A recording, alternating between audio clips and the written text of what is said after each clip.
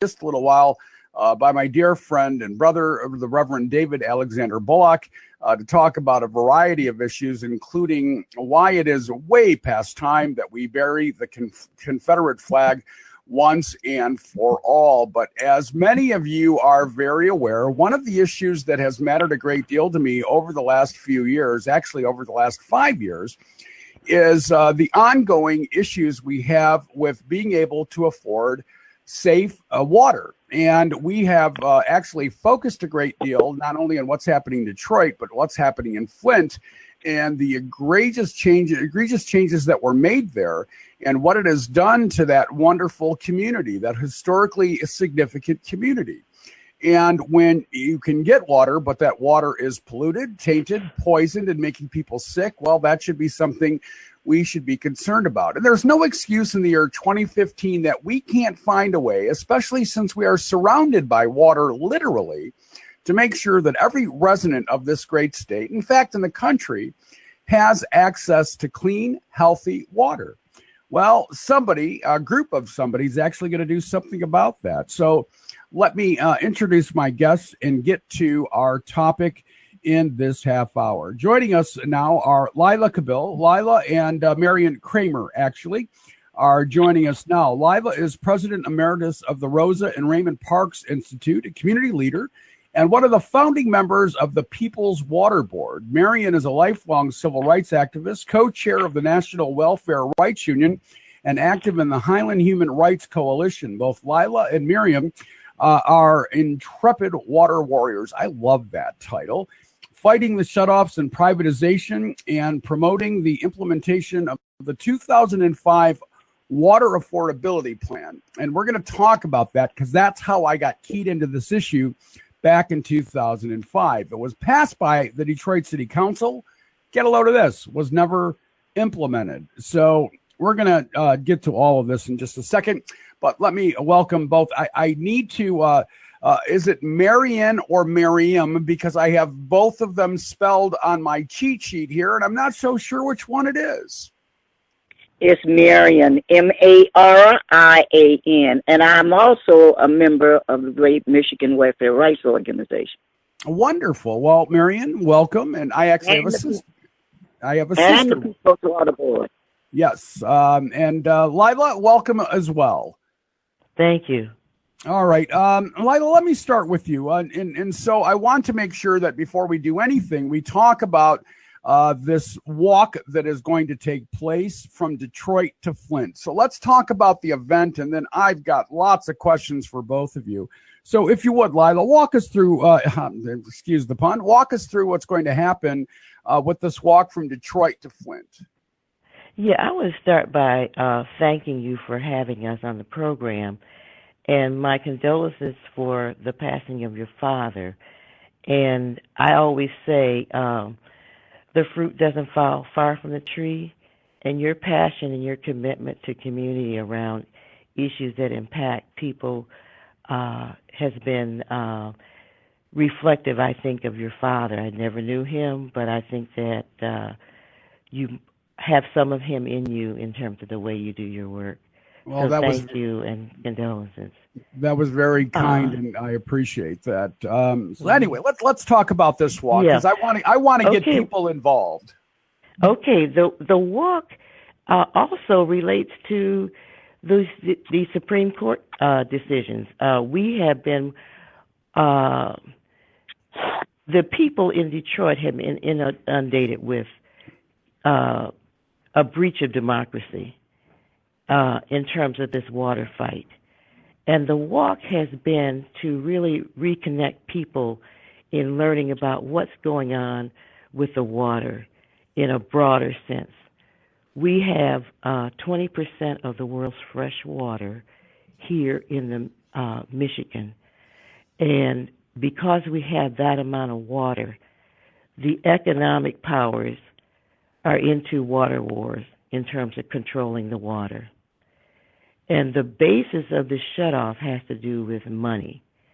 And it does not have to, the disparity is between the people who are under attack or the people who have the less resources. We have 66%, 67% of Detroiters do not have enough money to meet their basic needs.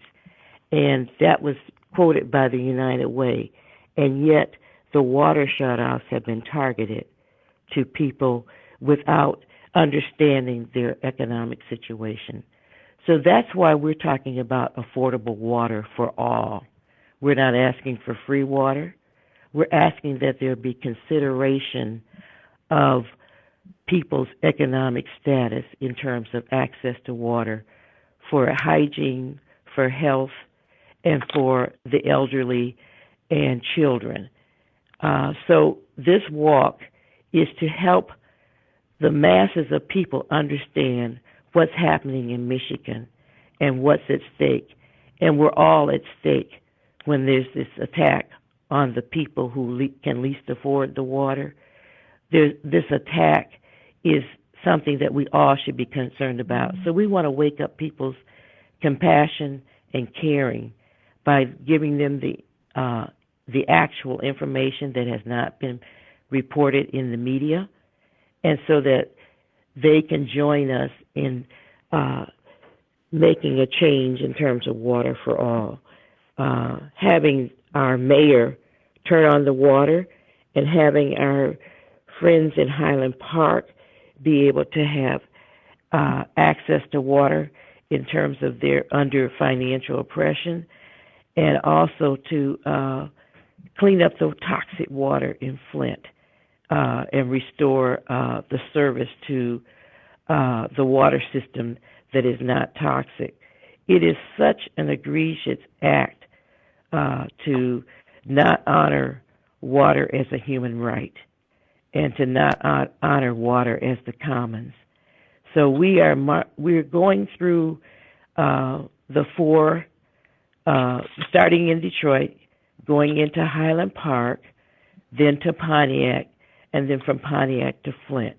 And we're walking, and when we leave Flint, we're going to take a bus to Lansing to meet on the Capitol steps so that we can take this message to the governor and to our legislators so that we can have water for all, affordable water for all. So that is what our journey is about. It's about connecting people to the issue and connecting compassion to the issue and making change on this issue. Well, you know, and I sit and listen to this, Lila. And Marion, let me turn to you as we talk about water as a human right, and it certainly is. And we talk about affordability, as we just talked about on this program with the great super activist Monica Lewis Patrick just a couple short weeks ago. Water rates are set to increase again, set by, of course, the water authority in Detroit. When we already know we have what I would consider to be a catastrophic problem with affordability, it seems to me that our government, whether that is Mayor Duggan or Governor Snyder or anyone between them, is ignoring the plight of people that cannot live without something we all need, and yet they do nothing to solve the problem. Certainly bringing attention to this is critical, but we need a massive amount of people to stand up against these people that are ignoring the plight of so many that are suffering and not having access to safe water. It's just unfair. You know, to follow you and Lila is kind of hard. I love to hear a commentator like yourself being so knowledgeable about some of the things that we're facing out here. And so thank you. And I raised my voice along with Lila as well as all our organization and telling your family that we're here for you and we've been down those roads too. So we have one another. And that's what we have in this fight, is one another. In the sense that the people that we're fighting against are these corporations that's being directed by the person that's in the driver's seat right now is Snyder. You know, he is on top of this stuff to be able to direct to try to privatize our water down there. This is our jewel. This is gold for today, you know, and it just didn't start the other day. It's been going on. We've been fighting this water thing since 2000. And when we finally got the water affordability plan and passed, I mean, we had to be down to city council every day. Got it passed in 2007 or whatever. There was money connected to that because Victor Mercado, with his old criminal behind, was one of the ones that said, I will commit $5 million to implementation of this program, and the money will come from late fees of customers around here. And that never was implemented because they knew they didn't want it. And when they finally got the pressure, when we had brought from the international and national level here around it, they began to implement the program, but they had gutted the program. And I wanted to get that out. They made it the residential water assistance program and did not commit that $5 million that was committed in the beginning. Just a little history. You know, Marion, what bothers me about this most of all is that every time the people speak, every time we show up, every time we achieve something, we're ignored. And we need to start holding these folks accountable. Let me just speak to Flint for just a moment, Marion, and say that the governor has not yet said a word about the water situation in Flint. And for those that aren't familiar what happened there, they disconnected from the Detroit Water and Sewerage Department only to have a plan that wasn't in place, that wasn't achievable, that wasn't possible. And now they are literally forcing people to live with third world country water conditions. Some of them have ended up with horrible skin problems. Others have, of course, been poisoned by the water and been hospitalized. And the governor has been absolutely silent on what's happening in Flint. And if he thinks that he saved Detroit, all he did was save the businesses in Detroit. He's ignored the residents. You said a mouthful. I said a mouthful. The whole situation in Flint, Detroit, and Highland Park, as well as Pontiac, and let's not leave out Benton Harbor, you know, we're the whipping boards right now for the rest of the state. And not, yes, he sounds like he's silent, but he's working through his financial managers. He's working through some of these ponds, like in Highland Park, this D'Angelo Wildham, who is our mayor over here, who transferred along with the state, in conjunction with the state, the delivery of our water to the city of Detroit, that was supposed to only been there for 4 days 2 years ago. Because the workers that were working on our pumping station said they needed 4 days to deal with the cleaning up and working on the plant over there. This has turned into almost 3 years. And now they're saying they're not going to transfer it back. And it's just like the emergency manager, before he left, he said, well, we got Detroit water. Now we need to just go on and put that up under the authority and let the private entities, you know, be able to run this. So they showed their card, and we knew in the beginning in fighting this, they want to privatize this water. And the governor is in the driving seat. And he's the one that he don't have to come out public and say certain things, because all he care about is putting this up under the authority for the benefit of these corporations at our expense. And let me say one last thing on this. When you look at Highland Park, and when you look at Detroit, Flint, funny, we can go on down the line, you know, and as well as Ben. When you look at us, a lot of our people that used to work are not able to work no more. Not because we're sick or nothing like that. It's because of the fact we are not needed in these factories and those plants that do the just-in-time theory into the factories, the parts and all that stuff. So by not being needed, it has laid the foundation that we got certain things like right to work to protect the corporation. We got this whole question of taking the water that they tried to get historically to be able to take it away from us. And I agree with you. I really agree with you that we need the masses of people to begin to stand up for the future of us to be able to have water. And I ask people, we ought to tell the governor all the way through this march, look, this march is not an easy task to take on. And I want to thank the young women from Flint for bringing it to the gathering of international social organization meeting we had here. And the people around the country is going to try to do different things in conjunction with us on this march. But on the other hand, he knows what he's doing, and they know what they're doing. They want that Great Lakes water, and we were told, and then I'm through, we were told before when we were fighting around this by people around the Great Lakes, please tell Detroit, please tell her, hold the line, because Detroit becomes the key to opening up the Great Lakes and for the corporations to come through here and privatize that water. So we become the key to holding the line, but we need others to hold the line. Highland Park, we facing the possibility now of them putting $7.5 thousand to $10,000 on our property tax, saying that we're the ones have to pay for the debt that Highland Park has incurred since the mayor decided not to pay Detroit once he had been in here for 4 months.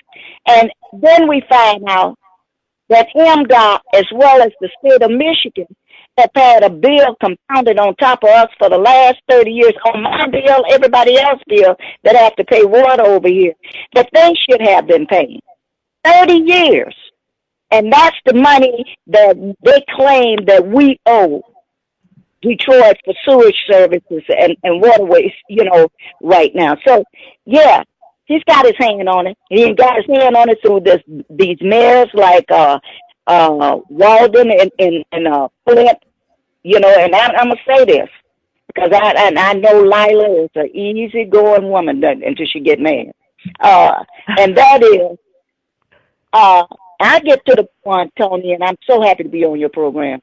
I get to the point I'm ready to tar and feather, or either get a stick and run the governor and all his little stepsons and stepdaughters that he might have out here that's doing his business, and running them straight to the border. So I hope the march is the error in that sense, and the masses come out and join this march. Yeah, absolutely. Let me, before I get back to Lila, let me just let everybody to know, and I'm going to give them a website in just a moment, but this is going to start on Friday, July 3rd. It will go through Friday, July 10th. If you go to peopleswaterboard.org, that's peopleswaterboard.org, and I'll be posting this on a daily basis. You can get updates. Start times are going to be about 8 a.m.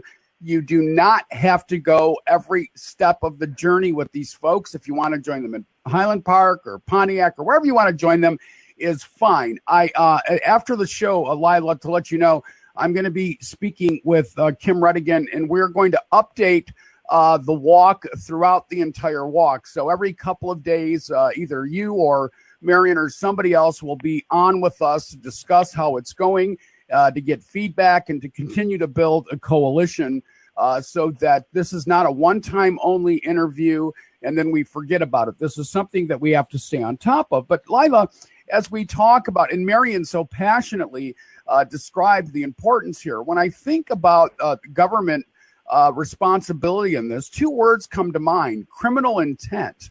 I do believe that the way they are ignoring this is criminal in its way. And Lila, I would like you to speak to that. Oh, I'm happy to speak to that.